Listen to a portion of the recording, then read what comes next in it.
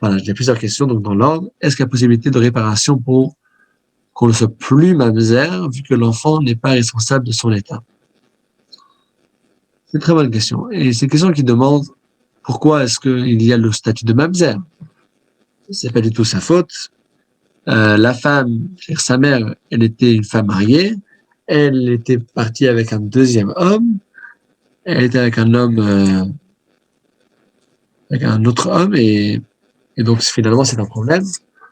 L'enfant est né d'un mélange pas cachère, et donc l'enfant serait mamzer. Mais est-ce que c'est la faute de l'enfant? Non, c'est pas la faute de l'enfant. Alors pourquoi est-ce que l'enfant serait mamzer? L'explication, c'est la suivante. C'est une très bonne question.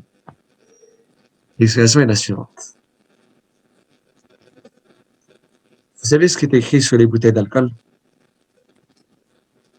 Vous achetez du vin, vous achetez de la vodka. Il y a un petit logo derrière avec une femme enceinte et un X. Et les femmes enceintes ne doivent pas boire de l'alcool. Bien sûr, le kidouche, une petite goutte, c'est pas un problème, mais il ne faut pas être alcoolique parce que ça peut causer des défauts dans l'enfant. Maintenant, vous allez poser la question, mais c'est injuste. Une femme qui est enceinte, elle a bu autant d'alcool qu'il voulait. Elle a bu 1 litre par jour de vodka. L'enfant, après, il est né avec beaucoup de défauts. Mais c'est pas la faute de l'enfant. L'enfant, il a rien fait, l'enfant. C'est la mère. Il faut punir la mère. Pourquoi est-ce qu'on punit l'enfant?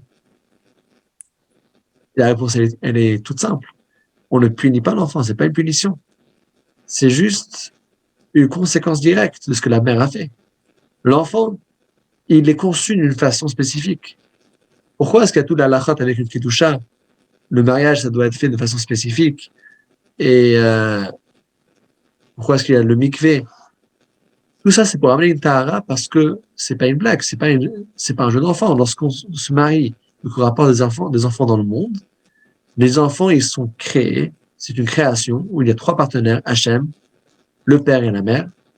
Et donc, la façon comment l'enfant serait conçu, ça, c'est la substance et ça, c'est la matière et ça, c'est la personne qui va devenir.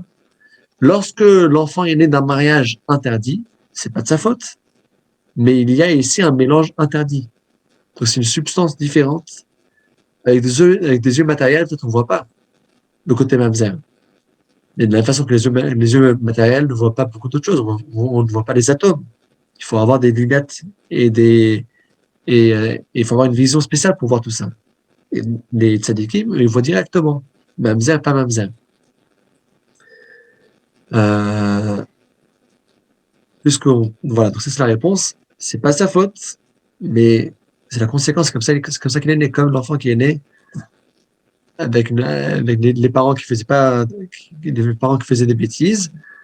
Ils ont pris trop d'alcool, etc. L'enfant, il est né comme ça. C'est pas de sa faute, mais c'est une conséquence. C'est comme ça qu'il a été conçu. Il a une histoire très intéressante. Je la connais de première source, parce que l'histoire s'est passée avec mon grand-père, le Rav Hillel Pevzner Zatzal, le père du Rav. Il y avait un cas très compliqué avec une femme qui était mariée avec un homme juif, n'a jamais eu de guette, et elle s'est remariée civilement avec un deuxième homme, juif aussi, mais le problème est qu'elle n'a jamais reçu de guette du premier. Elle a eu une fille. Au départ, la fille, elle va à l'école, personne ne sert de rien. Et ensuite, la fille veut se marier à son tour. Et là, le rabbin qui officie le mariage, il vérifie les documents, il gratte un peu et il voit qu'il y a un grand problème. La fille, elle est mamzer. La femme était mariée avec un homme. Où est le guet du premier? Il n'y a pas de guet. Alors, la femme est toujours une femme mariée. Elle a eu une fille avec un deuxième homme. Quelle est la halakha? La fille, c'est une mamzeret. Elle peut se marier avec un mamzer, mais elle ne peut pas se marier avec un juif ordinaire, un juif qui est né de façon cachère. Alors, comment est-ce qu'on fait? Mamzer, mamzeret, c'est un problème. C'est un mariage qui était interdit. quand l'enfant est né d'une façon qui était permise, c'est une chose. Mais quand l'enfant est né d'une façon interdite, la femme, c'était déjà une femme mariée, elle est avec un autre homme, qu'est-ce qu'on fait? Alors, ils sont allés voir plusieurs rabbins. Maintenant, il y a des façons comment des rabbinim, il y a des façons comment, quand il y a un cas qu'on arrive comme ça, il faut le régler. Il y a différentes façons comment on essaye de trouver la faille. Je veux dire, le secret de la faille qu'il faut essayer de trouver. Et si on trouve ça, c'est vraiment, c'est le vrai jackpot qu'on a sauvé la situation. Si on arrive à montrer que le premier mariage n'est jamais rentré en vigueur. On essaie de retrouver, alors c'était qui les témoins? Les témoins. Est-ce que les témoins étaient cachers? Est-ce que c'était de la famille? Est-ce que le témoin pratiquait la halakha comme il faut? Il y a différents cas de figure dans lesquels, si on recherche bien et qu'on le prouve bien et qu'on le fond, on veut bien le fonder, il y a des astuces pour montrer comment, pour casser un mariage. Ça veut dire, la femme était mariée avec un premier homme.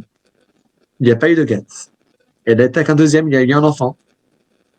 Est-ce qu'elle a fait ce qu'il fallait faire? Non. Mais l'enfant, finalement, s'il est mamzer. Alors, si on recherche bien, qu'on arrive à montrer que le premier mariage n'est jamais rentré en vigueur, on a tout arrangé. On a solutionné. Parce que le premier mariage, c'était pas un mariage, c'était juste un homme, n'était jamais vraiment marié avec lui. Et donc, le seul vrai mariage, c'est le deuxième. L'enfant ne serait pas mamzer. Vous avez compris comment on peut solutionner? C'est-à-dire c'est vraiment une chose qu'il faut aller voir un rave, qu'il faut vraiment qu'il recherche. Bref, ils ont essayé, ils sont allés voir chez un rave, il a commencé à réfléchir et tout ça, il vérifie. Non, le premier mariage était 100% glad kosher. Incassable. Donc, il était vraiment marié avec le premier et il allait quand même avec le deuxième, l'enfant d'Amzeret. Un autre rave, troisième rave, ça va différents ravanim et ça marche pas. Et l'Amzeret, elle est coincée à vie. Et bon, il faisait comme ça des tours et un rave, il dit, écoutez, je pense qu'il y a ici il y a un rave en France qui pourra vous aider, c'est le Rav Hillel Pevsner. Allez le voir, lui, c'est un vrai génie. Il connaît tout, mieux que tout le monde, allez le voir. Bon, mon rappelle connaissait toute la Gemara, tout le Shulchan Aruch, par cœur, à l'endroit, à l'envers, il pouvait mettre le doigt n'importe où dans le livre et lire depuis la couverture du livre, avec le livre fermé, et suivre avec le doigt. Ça allait le voir, il ramène tous les cas et tout ça, bon, il connaît déjà toutes les failles qu'on peut faire, mais il voit comme quoi tout éclate. Il n'y a aucune faille.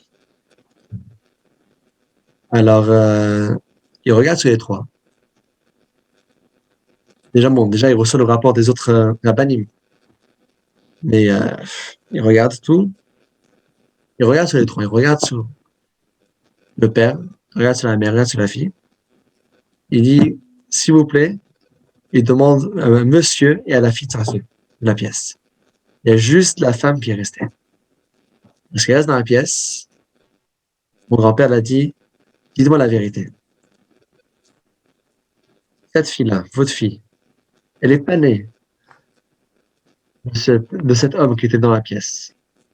La femme a dit, oui, bien sûr, je suis marié avec lui, on était ensemble, ça fait déjà presque 30 ans, ma fille, elle a 23 ans. Oui, grave. Alors, mon père, il dit, c'est pas à moi que vous allez la faire. La vérité. Et ça, on la vérité dans cette pièce. Cette fille-là, elle n'est pas née de cet homme-là.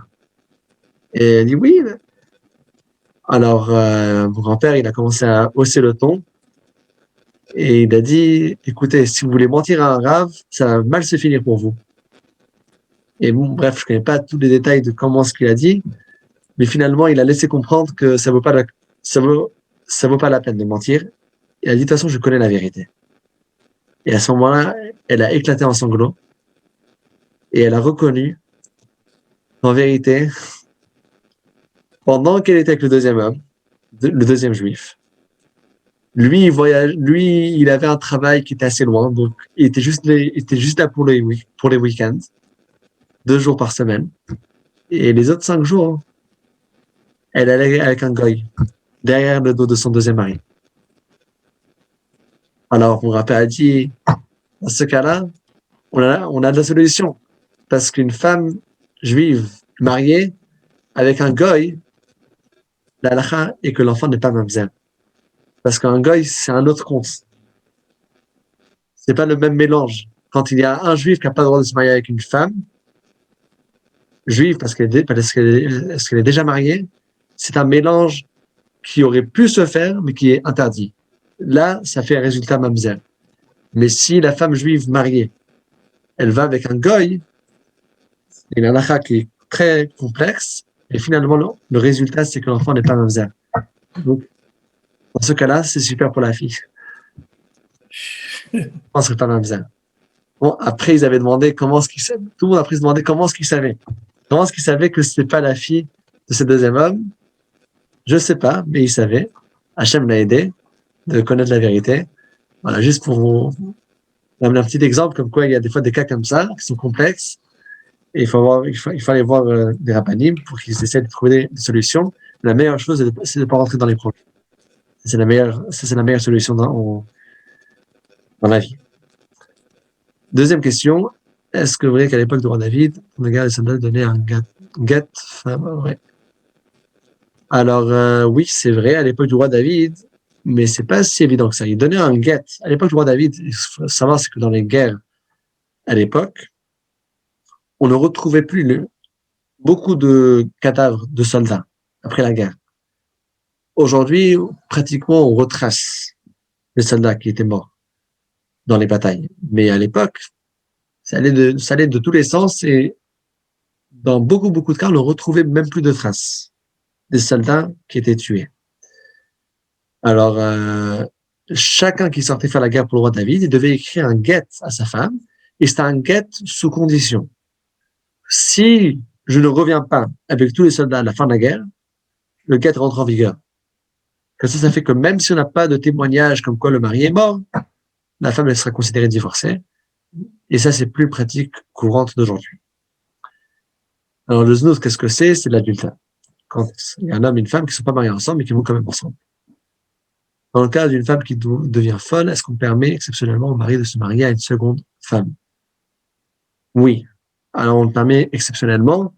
Il y a un heter mea rabbanim. Il faut qu'on aille voir 100 rabbanim. Je ne sais pas si tu as déjà rencontré une fois cette halakha. Parce qu'en fait, de base, un homme peut se marier avec plus qu'une femme. C'est Rabbeinu Gershom et Oragola qui a fait une xéra, qu'un homme ne peut pas se marier avec plus qu'une femme.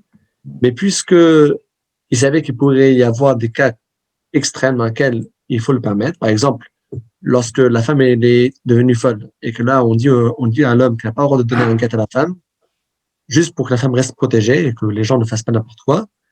Mais de l'autre part, on peut pas le forcer à rester avec elle. On peut pas forcer une personne à rester avec une folle. Donc, il aura le droit de se remarier avec une femme, avec une deuxième femme.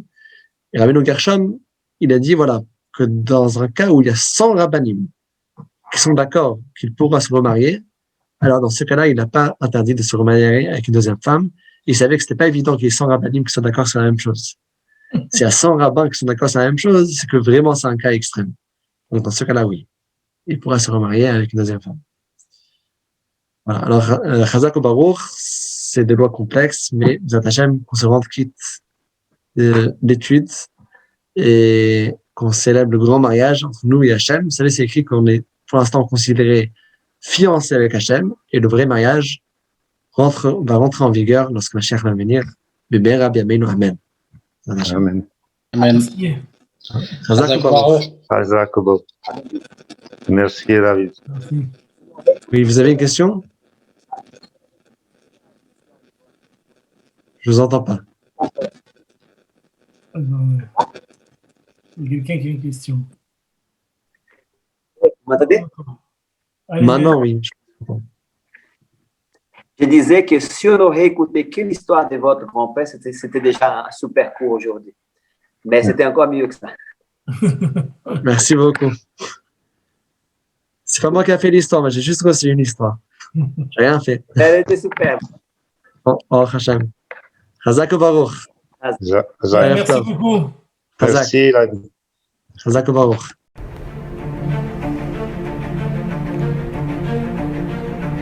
Et si connaître toute la Torah était possible, plongez-vous dans les joyaux de la Torah. Étude du Rambam, le Maïmonide, cours de qualité par des rabbins francophones aux 4 coins du globe. Un chapitre chaque jour, à raison de 20 minutes, pour finir en moins de 3 ans l'apprentissage de la Torah. Relevez le challenge, tous les soirs en direct à 20h30 ou 21h30 heure israélienne. Nos cours sont accessibles à tout moment, YouTube, Facebook et sur notre site torah24.com.